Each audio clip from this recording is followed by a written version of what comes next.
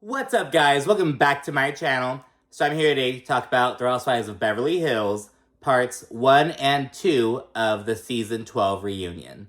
So first and foremost, I'm a little tardy to the party, so if you want to fast forward to part 2, because that's most recent, go right ahead. I've included timestamps to make it easier, but I'm going to go over the whole thing because I need to talk about it. Last week was crazy, but I'm back, bitch. So, okay, first and foremost, going over the basics.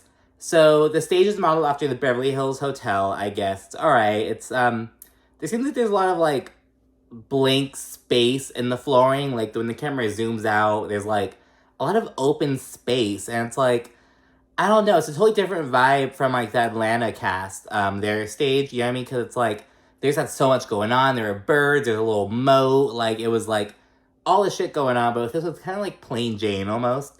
But, whatever. As for the seating, so Kyle and Lisa Rinna are on either side of Andy. And next to Kyle is Garcelle, and then it's Sutton. And Diana, of course, she had to zoom in. She was like basically Karen from SpongeBob. But yeah, so she wasn't on there. She was only there for like a little segment. On the other side, it's Lisa Rinna, and then it's Erika, Dorit, and Crystal. So that's how the seating chart is, and now let's get into the looks, of course. So basically the consensus was that Kyle's was pretty much the best to most people. I don't know, though. I was kind of put off by, like, the little buckle thingies. You know what I mean? It looked like a little backpack to me. I don't know. And I don't know. I thought I wasn't really feeling the sparkly dress on her. I don't know why. And I didn't like her earrings either. I'm all nitpicking hers. I don't know. I just wasn't really, like, blown away by it. But, and by the way, there's, like, no theme this year for some reason. So yeah, that was Kyle. And next we have Garcelle's dress. And so when we first saw this dress, it was, like, the photo of her standing up. And it wasn't that impressive. I mean, it was kind of, like, a weird length when she's, like, standing up. It was very, like, Wednesday Addams-ish, excuse me. But Garcelle explained it's a sitting dress. And then we saw a trailer and saw some stills of Garcelle, like, sitting in the dress. And it's like, okay, Garcelle, like, I see it. So it looks much better she's sitting. But, like, the first photo we saw, she was, like, standing. And I'll try to put it in here and find it. I don't even have it on my phone right now. But yeah, I recall that when people saw that one, they're like, okay. But, yeah, it looks good. It's a sitting dress, as Garcelle said. I have Erika's. It's like fucking Olympic ice skater, Norwegian fucking beauty pageant. I don't even know. So it's a little bit everywhere. Ice Queenie, I guess, you know. That's hers. And then we have Crystal. And so most people are talking about Kyle and Garcelle's dresses. And then people are also like, oh, Crystal's isn't bad. Like, people didn't hate Crystal's, essentially. Yeah, pretty straightforward. Then we have Dorit, and I'm kind of conflicted on this one, because I don't hate it, but I don't like it for a reunion, you get me? But I do feel like it kind of goes with the Beverly Hills hotel vibe, you know, all these pool chairs and shit around. It reminds me of something that I would see on, like, the Housewives of Miami when they're chilling by the pool. I could see Marisol Patton wearing this. You know what I mean? I could totally see Marisol in this shit. Drinking her fucking cocky and whatever. But... yes, that's Dorit. Diana's was pretty straightforward. It's just that green thing. We didn't see the full dress because she was just sitting down on a computer screen. Looks like it's a shorter one. Not like short, but like, it's not like a long dress or anything. We also have Lisa Rinna's. She was giving very much like Khloe Kardashian-ish vibes of like her whole look. She's wearing her wig. And I don't know. And she wore a leopard print dress in like, if it wasn't the season finale, it was, like, the penultimate episode, like, the episode before last. And then we have Sutton's, and I wasn't really feeling it, you know what I mean? Like, I don't know, this episode's gonna be based around Sutton, but yeah, I wasn't crazy about her dress, but she mentioned, I think in her Instagram caption, like, it's fun to take risks, and I did like her shoes, you know, that was a cute little moment. Then I have Kathy Hilton, and we haven't seen her yet. She'll be in part 3. And she's giving, like, she's trying to look as innocent as possible. So, like, let's contrast, like, how Lisa Rinna is going. She's, like, almost like, ooh, snaky, slithery, like, I'm bad girl. And then we have fucking Mary Poppins and her fucking, like, I don't know. I see what Kathy's doing. She's trying to look like the good guy. someone, instructed her to do that. But yeah, so those are the basics. Now let's get into The Real Housewives of Beverly Hills, Season 12, Episode 22, Reunion Part 1. So ladies are coming in and sitting down in their respective spots. Lisa Rinna says, "Oh, I have Lois with me today, Andy." And she's like whipping out a little ceramic bird that she got like in Mexico, not Puerto Vallarta. Where did they say they were going? I don't know, it's basically Puerto Vallarta, but they were like in a little other area of it. I don't even know what the fuck. They're like a little suburb of it, if you will. So yeah, she's like, "I have Lois with me today." I'm like, "Lois ain't gonna help you now, girl." But yeah, and then we start off with a little moment kind of acknowledging the charity antics of the season. Specifically the Homeless Not Toothless, which was a horrible name, and all the ladies would, butcher the name all the time. There's that foundation, and also Dorit's all, "Oh, that's so chic. That's the chicest wind chime ever." All that crap over the My Hand in Yours charity with Jamie Lee Curtis. Andy then says, "Oh, we have Jamie Lee Curtis here." And Lay's like, "What?" And he's like, "Oh, just kidding." And then Jamie actually comes out, and everyone's so fucking excited. They're like, "Oh my god!" I didn't just see her, like, during the season. Like, they're all so fucking hype. Especially Dorit, I'd imagine. And yeah, Jamie Lee Curtis actually gives Dorit some fucking flowers and speaks on the impact of her show. She says that, because it's basically a little marketing moment. It's on, you show off all these items are on myhandandyours.com. It's some charity that, I don't even know what they do, I forgot. But yeah, she speaks on the impact that the show had. She says that after it aired, they had like the biggest day in history, like in terms of sales. They rebranded, like, not rebranded essentially, but like they've added on like underneath the My Hand in Yours logo, they have Chicest Children's Charity and homage to Dorit. And so yeah, she's really just giving Dorit a shout out, and to Dorit's her genuine enthusiasm for the brand like really helped market it well, essentially. So good for Dorit. Andy then addresses some recent occurrences, specifically the bot attacks against one of Garcelle's 14-year-old sons, Jax. So yeah, he got attacked on Instagram, basically, and she spoke on the cruelty of the matter. This all went down during his first week of high school, and someone actually sent Garcelle's Playboy pictures to Jax. It was just, like, a horrible moment. And yeah, he addresses the social media bullshit that Garcelle, Erika, Lisa Rinna, and Kyle have all faced this season.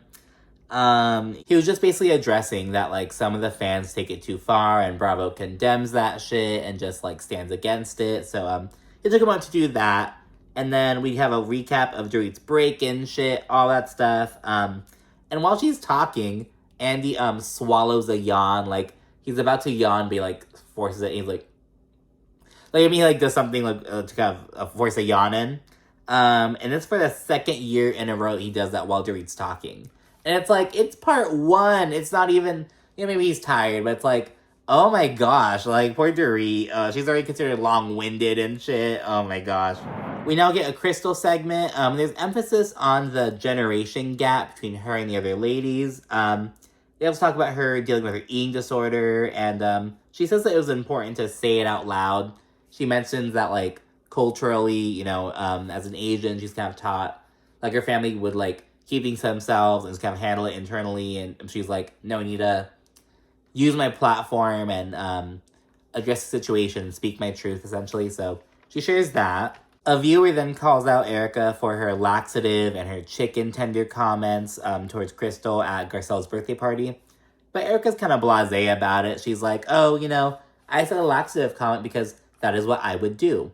Like, if I had an eating disorder, rather than throwing up, I would just take like." She was just very blasé, just, like, didn't give a fuck about it. And yeah, she was like, "Yeah, I shouldn't have said it, but, it happened." Like, basically just like that. She's like, whatever about it. Dorit, the fact that Dorit told the group that Crystal throws up every day comes up. And Crystal says that she was really bothered by that. And Dorit, who's sitting right next to Crystal, Dorit's all surprised. She's like, "What? Like, why?" Like, she's all surprised that Crystal had a problem, that Dorit said that. And it's like, well, do you think she'd be appreciative? Like, I don't know. And Crystal said that, like, when she talks about her eating disorder, she, like, never uses vulgar language like that. It's very, like, shameful and, like, you know what I mean? She's like, you just kind of blew it up in a different way, and I considered it a private thing that we were talking about, But now, Crystal gets put into the hot seat because Andy brings up the dark comments that Sutton allegedly said, according to Crystal. Remember this happened in Tahoe last year. They handled it then. It came up again earlier this season, and just a ongoing thing. Crystal goes on to explain that it wasn't specific, but it was more the vibe of the conversation. It gave her like a problematic vibe, essentially. And she also emphasizes that that was the first interaction she really had with Sutton. She didn't know her at all. And if she had that exact same conversation with her now, she wouldn't see it in the same light, essentially. So she's like, I didn't know her back then, and the conversation we had, was kind of weird for me, but now I know that it's like nothing. Basically, that's what Crystal was saying. Kyle, Rinna, Erika, and Dorit see the jump on Crystal. And basically, like, fucking just like, oh, like, you can't be just fucking saying that shit and not backing it up. Like, you make us jump to the worst conclusion. Like, they're just going in on Crystal, like, the four of them. Sutton isn't saying anything. And then Andy brings up how Crystal doubled down on Watch Happens Live. Once it was put to bed, Andy was like, oh, how do you feel about the matter? And Crystal said something along the lines of like, oh, that wasn't what she said. She said something else. And like, just keeping the matter going. And he brings that up. And Crystal kind of backtracks a bit. She's in like a weird situation. It's like, girl, like, just say you fucked up. Like, I don't know. Like, just say, like, it's basically just like that. It's like, girl, just say, I fucked up. Like, that's it. You know what I mean? It's like, oh my goodness. Garcelle and Kyle then both they address the racial factor of her accusation. So they're like, what you're saying, we thought, like, Garcelle says, I thought I may have had to question my friendship with Sutton, because of what you said. And Kyle says similarly, she's like, you make us just, that was like what everyone was thinking. Like, because you weren't saying anything, that's what we were thinking.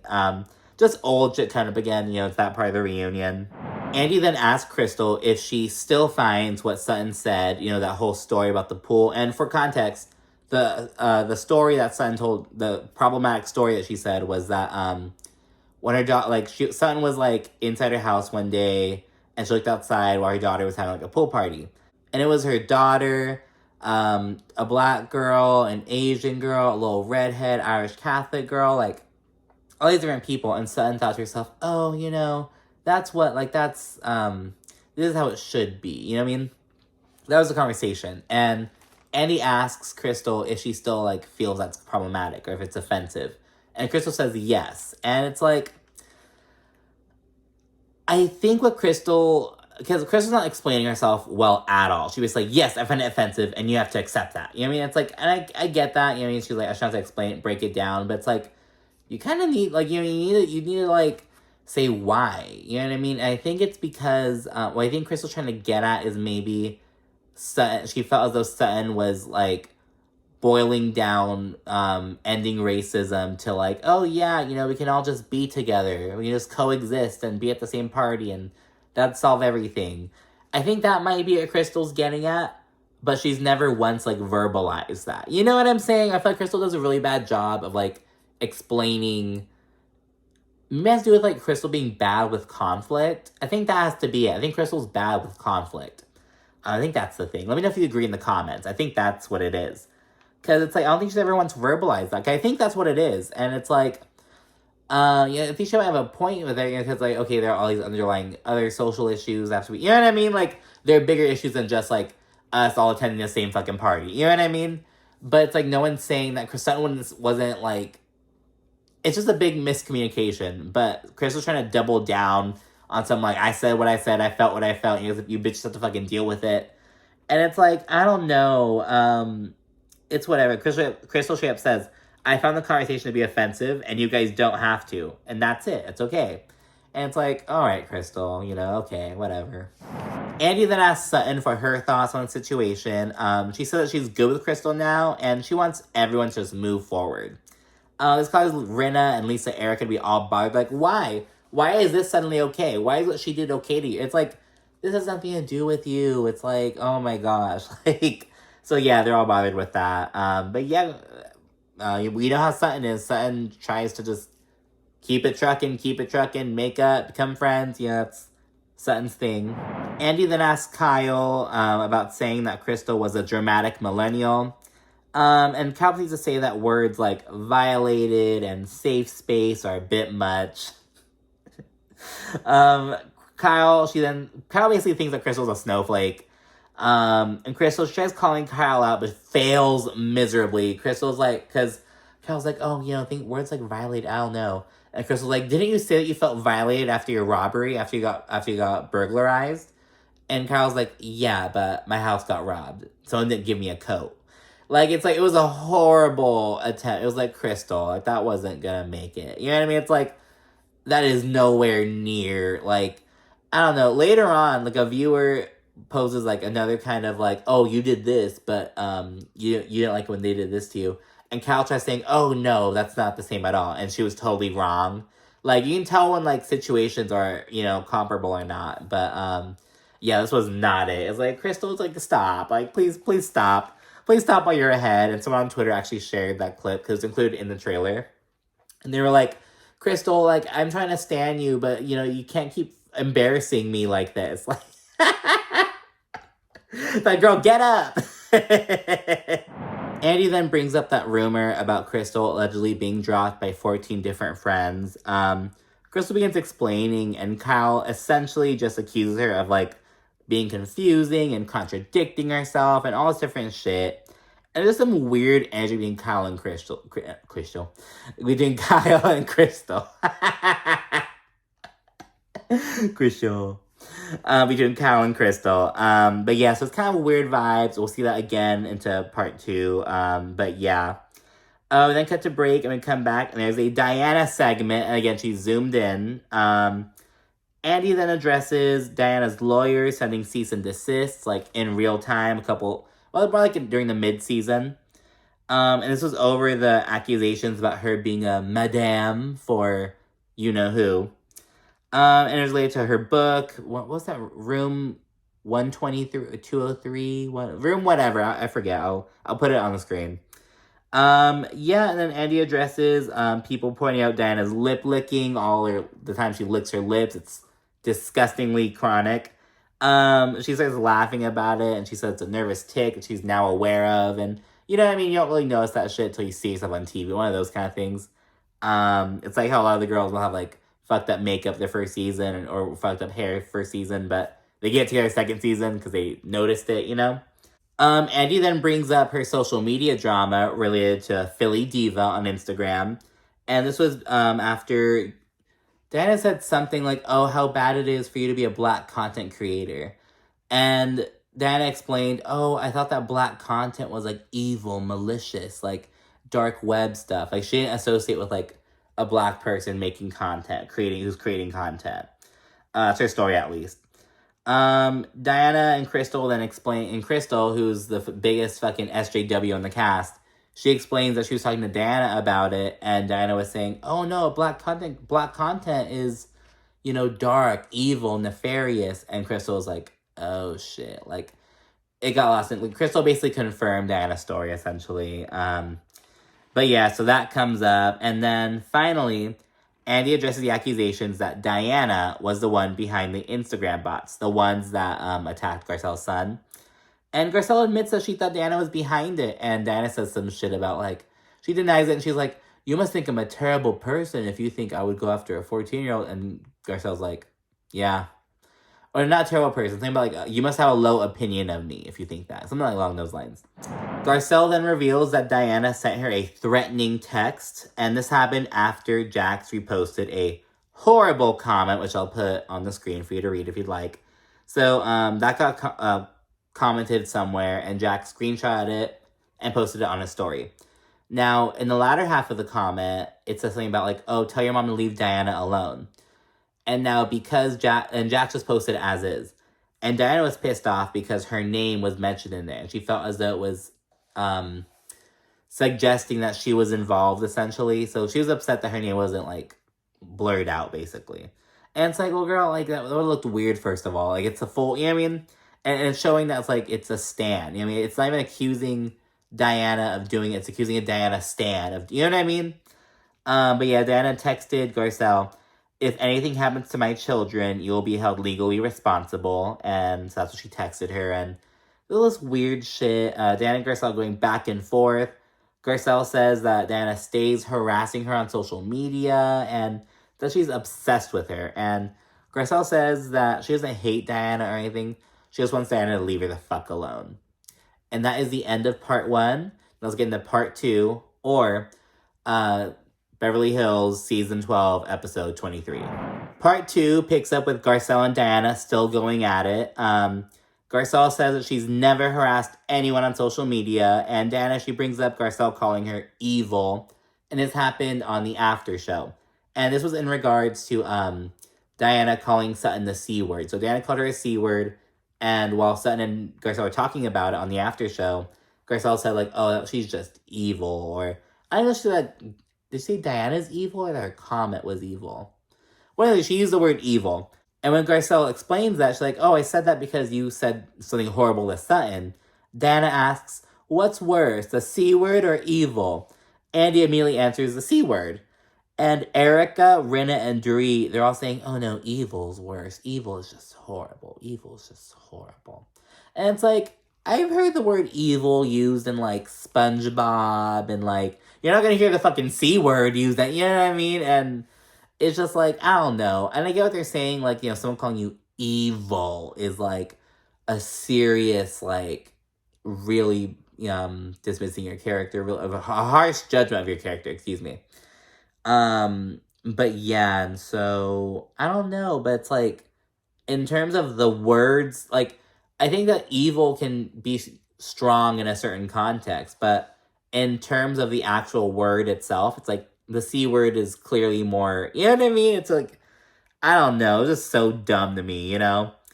Diana then accuses Garcelle of calling her a soulless motherfucker, and Garcelle's like, that wasn't even me, and Sutton's like, that was me. He's like, and Sutton doesn't give a fuck about Diana. She's like, I'm very aware of our non-relationship. It is what it is, you know. Sutton knows she's not gonna fucking see Diana ever again. She's like, I don't give a fuck, you know. Good for her. There's some more weirdness going on before Diana tunes out and they all break for lunch. We see Erika and Rinna. They say that everyone's children have gotten threats, and they say that Garcelle accusing one of them of hiring bots is, like, absurd, like, and they're saying that it's just causing division, which is the purpose of the bots in the first place. So they're talking about that. Meanwhile, we see Sutton supporting Garcelle, because, you know, they're acknowledging that Garcelle, you know, she's talking about her son and, you know, some of the stuff that he was going through, and, you know, so it was tough for her. So they kept talking about that, and Sutton says she's glad that the crystal drama is just done now. It's nipped in the bud. It's been revealed that she's not a fucking racist, you know what I mean? So Sutton's like, oh, thank goodness. Like, and Garcelle's like, you know, I knew you were never one. Like, it was just, you know, just the show, you know what I mean? Then we see Dorit and Kyle, and they're saying that they think that Crystal is afraid to admit that she embellished. Kyle says, you know, this is what happens when you don't tell the truth. You can't keep your story straight, you know, speaking of Crystal. Because it was rough for Crystal. She was, like, stumbling over herself, kind of like, you know what I mean? But, I don't know. But there was also, Kyle was also trying to start something. You know what I mean? Like, Crystal wasn't as clear as she could have been, but Kyle was also, like, clearly, like, looking for a problem. You get what I'm saying? We then have a Kyle segment. It's made up of a bunch of random-ass clips, a lot having to do with her daughter Farrah getting engaged, and, like, their family and stuff. A viewer then addresses the rumors about Dorit and Mauricio having an affair, but says that it's more likely that Mauricio and PK are having an affair. And then they talk about, you know, their friendship and shit like that for a little bit. And while on the subject of PK, Erika oddly tells this random-ass story about when she and her friend were at the Berlin World Cup way back in the day before she was on the show. They met PK, and their first interaction with him was him asking them if they did porn. And Dorit had no fucking clue. She's like, because obviously it makes, like, PK is just so gross. But yeah, bring that. I do not like PK. Dorit, I'm kind of whatever on Dorit now. I used to really dislike Dorit. PK is disgusting to me. I'm sorry. Like, Dorit can do so much better. It's like, girl, here my kids already. Fucking. Oh my god. Speaking of which, did you hear about Erika fucking at BravoCon? Her saying that, like, she was asked a question about, like, who do you think is gonna wind up splitting next or whatever, like, on your cast? And she answered Dorit and PK. And it's like, that would be great for Dorit. But anyways, we then get a Garcelle segment focusing on her getting her first Birkin, her getting a beach house, and her writing her first book, of course. Garcelle recounts an experience she wrote about in her book, specifically regarding her escaping an encounter with Bill Cosby from when she was like just 18 years old, getting to the acting industry and shit. So yeah, and then Andy proceeds to ask Erika about how she threw it in the trash. She says something like, "Now, Erika, so we're talking about Garcelle's book. I want to know, did you at least skim through it before you threw it in the trash?" And then Rinna, she's like, "Oh, I have to be honest and say I was the one who threw it in the trash." And it's a major revelation. We're like, what? Like, we all thought it was Erika because Erika posted it on social media. And Rinna explains that she threw the book in the trash because Garcelle mentioned a story involving Amelia Hamlin, Rinna's daughter. And it had to do with the whole thing about, like, it had to do with an interaction they had regarding Garcelle asking Lisa Rinna, "Oh, do you think that you like flaunting your body online and stuff and being so thin might be a factor in your daughter's eating disorder?" So along those lines. And Garcelle mentioned that in the book. It pissed Lisa Rinna off, and she threw it in the trash. And she also explains that Lisa Rinna had her lawyer call Garcelle's manager, and they wound up taking the part out, making a second edition of the book, and they moved on from it. So they settled their beef. But yeah, so Erika says that Rinna sent the trash book. So Rinna threw it in the trash. She was mad about Garcelle mentioning her daughter. And then Lisa Rinna took a picture of it and sent it to a group chat. But not the main group chat with all the housewives. The second group chat with the Fox Force 5, basically. Once Erika got the photo, she wound up re-uploading it on her own story. And a lot of people were upset at this segment because the conversation, because obviously it was supposed to be a moment of Garcelle addressing how Erika threw her book in the trash. But it turned into this juicy-ass moment of Lisa Rinna explaining that it was her, and you know, with backstory, and you know what I mean? So it took us a huge detour. But anyways, they then chit-chat about Lisa Vanderpump for a little bit, and the segment ends. And Andy, he's laughing about the revelation that he's like, "I can't believe you're going to throw it away, Rinna." And he also talks about how Erika got a lot of backlash because the book was thrown away and like among a bunch of like recycling and shit. And like, what the fuck? You have to recycle, bitch. And so Erika took the backlash for that. She's like, "It's not me, it's Lisa Rinna." And so the three of them like laughing about that. And the camera cuts to Garcelle, and she seems really emotional and bothered. And I think it's because she didn't get a chance to address it. You know what I mean? And I think that Andy should have given her a chance to like ask like, "Oh, how did that make you feel, Garcelle? Like, how did, knowing that Lisa Rinna did that and Erika reposted, how did it make you feel?" I think that's all Garcelle wanted. You know what I mean? But yeah, she didn't get that, so she's kind of emotional, it seemed. Looking at, but you know what I mean? It's like, it's standard housewife drama. I understand maybe a little bit more like emotional about it. It's her first book. It's like, you know what I mean? It's a big deal. It's a memoir, if you will. But, it's housewife shit. You know what I mean? I do think Andy should have given her a chance to speak on it, though. But, I mean, I don't think Andy should have, like, reprimanded Erika or... You know what I mean? It's like, I don't know. And I'm kind of comparing it in my mind to, like, the... So, again, it was Lisa Rinna and Erika essentially, like, dismissing Garcelle, essentially her opportunity or her move, if you will. And it's like, it reminded me of Kenya Moore, doing the same thing to Marlo with her Kenya Moore hair care, like the marching band. But that was iconic, and that was funny, you know what I mean? And that was a moment. Marlo also felt horribly, you know what I mean? But it's like, we didn't care because it was so funny and iconic. Throwing a book and some recycling isn't iconic or funny. I think it was like people are kind of like, oh, like, take it more, you know what I mean? It wasn't like a moment, it was just like a disregard, like But I don't know, people are like upset about that moment. I think Andy, like, his conduct was poor and that, you know what I mean? So I don't know, what do you think? Let me know in the comments. Because again, people are talking about that on Twitter. They're demanding Andy, like, have better conduct and shit, like, all this stuff. And they say at every reunion, Andy always fucks up in some way. He always plays favorites in some way, if you will. But yeah, I kind of get it, because he was just derailed after learning that tea. That was Lisa Rinna. He's like, what? Like, he almost totally forgot about, you know what I mean? Which is bad as a host. But anyways, let me just move on. We now have a segment on Lisa Rinna dealing with Lois's death. And we see it like a compilation of her lashing out at Sutton due to grief, supposedly. At least Rinna, she's all emotional, and she said she's done her best, and maybe she should have taken this time off, but you know, it is what it is. And a viewer accuses Rinna of using Lois's death as a scapegoat. And he asks, oh, well, what's your excuse for how you treated Lisa Vanderpump, Denise Richards, and Kim Richards? Like, what's your excuse back then? You know what I mean?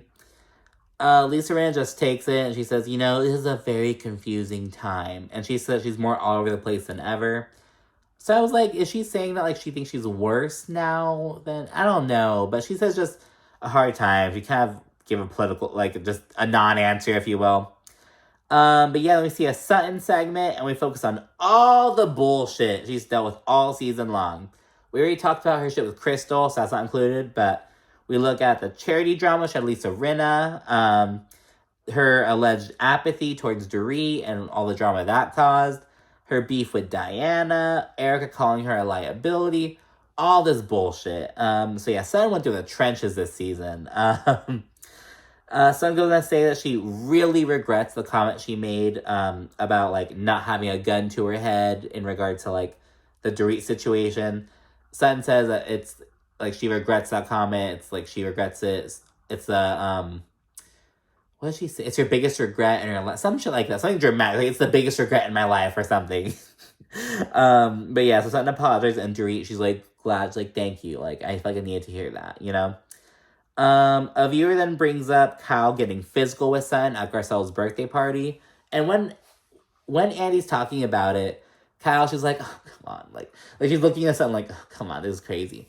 And Sutton's just like, you know what I mean? Like, it's just two totally different stories, if you will. Kyle tries fucking laughing it off. And the viewer also compares it to, Kyle, you didn't like it when Brandy pushed you down the steps in season 5, like when she got into her tussle with Brandy. And Kyle's like, those are two different situations. It's like, bitch, no, they're not. You're putting your hands on someone. Like, you know what I mean? It's acting stupid. And Kyle tries fucking laughing it off and see how people are overreacting. And she takes no fucking accountability. It's like, Kyle, like, fuck you. And speaking of Kyle, she was on the cover of some, like, magazine and got some spread or something. And I laughed my ass off because they made sure to have, like, her wear, like, gloves or some sort. And so, yeah, cover up her fucking hands. Like, I'm just being mean. I'm sorry, I'm being mean. But Kyle was just being so annoying. She wasn't taking any accountability. And it was just pissing me off. You know what I mean? So it just reminded me of that. I'm sorry. Erika then speaks on Sutton, you know, being a liability because Garcelle stays rescuing her.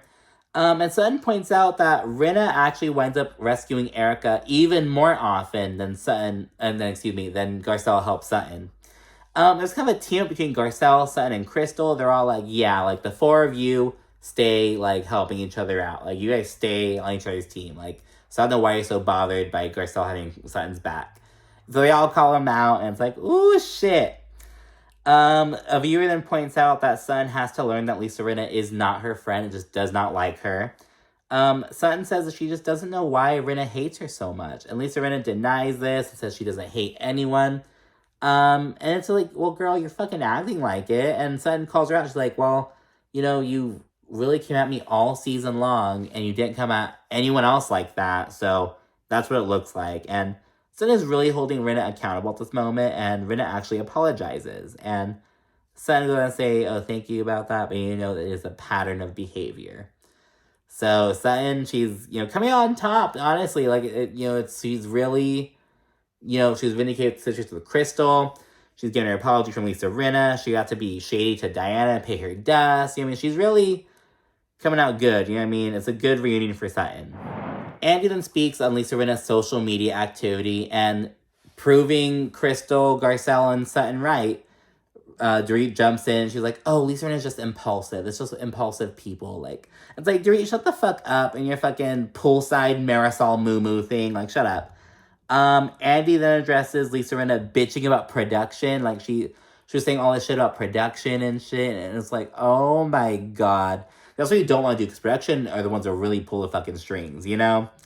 So, yeah. Notably, a viewer goes in on Rinna and says that she needs to be paused. And Lisa Rinna's like, put me on pause. Put me on pause. I don't care. She drinks some her water and shit. It's like, Lisa Rinna, you know damn well you fucking care. Like, she needs a break, though. She needs a break, like, honestly. Andy then brings up Lisa Rinna saying that, oh, anyone who goes against Garcelle will be called a racist. And Garcelle discusses microaggressions. She says, oh, well, something that you say to a black person or a person of color may be interpreted differently because of, you know, these reasons and stuff. And then she references Kyle accusing her of not donating to a charity like 2 years ago.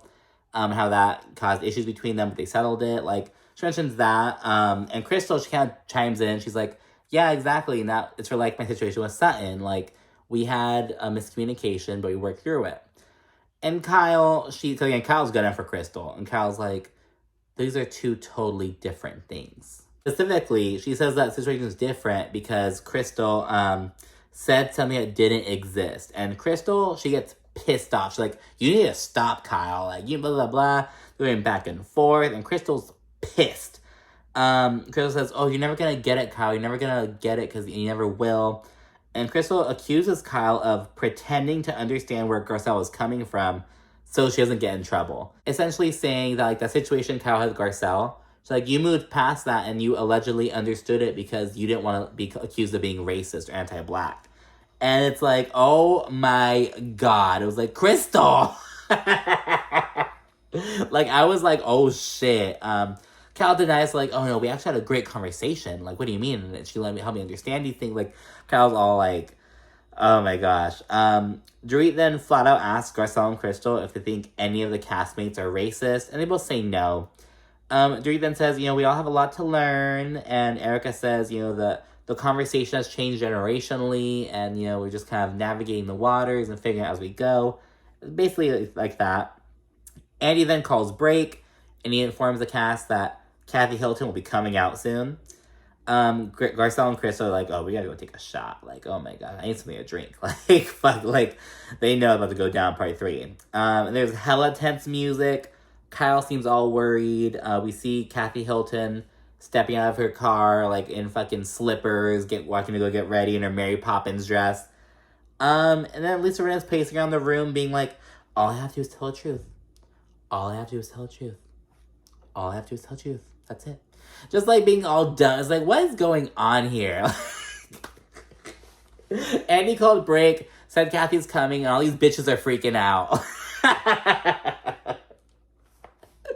But anyway, that is it for part 2. So, alright, got that out of the way. Alright, sorry again that it took so long, especially the part 1, but I still want to get it out to do it for future viewers.